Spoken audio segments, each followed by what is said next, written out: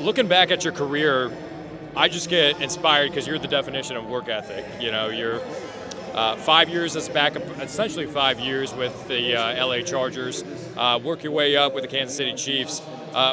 For those people that are just kind of hanging on and clinging on to a dream, just needs a little bit of inspiration, what do you have to say using your career as an example to kind of inspire them? Well, you never know when breakthrough is going to happen in your life, and I think hope is a big thing. And if you can maintain hope, you never know when that inflection point is going to be, when upward trajectory starts. And I know for me, it was injuries early in my career that kind of deterred that. And I was able to stay healthy and hone my craft and build some momentum.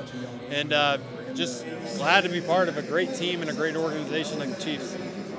You're a big chess fan, aren't you? Love chess. How is Steve Spagnuolo playing chess out there? I think he's just trying to find small advantages wherever he can, whether it's disguising, whether it's calling a pressure this way this week and this way the next week, whether it's not calling a pressure in a situation when, an opposing coordinator might think he's going to call one.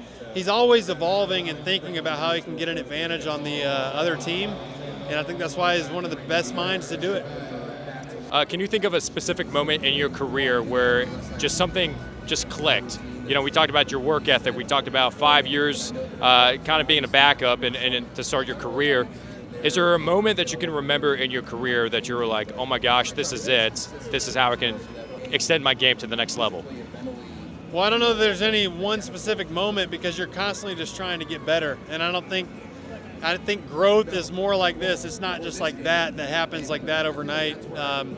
I'd say one thing for me that's changed over the past 2 to 3 years is my pass rush ability. Like working with Joey Bosa and working with guys in the Chargers in my last year there, I feel like I really developed some tools in my toolbox that have allowed me to take off as a pass rusher. It's something I love to do.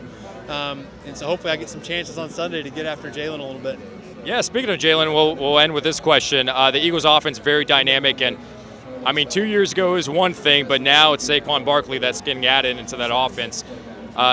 As a defense, how do you prepare for something so unpredictable? You don't know whether it's going to be Jalen Hurts with the passing game with the legs. How do you prepare for something like that?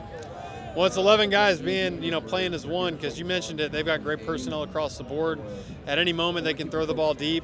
Dallas Goedert, A.J. Brown, Devontae Smith. They got a plethora of weapons, and then they can hand it to Saquon, and we know what he can do. Well, Drue, I appreciate the time. Best of luck this weekend. Absolutely, guys.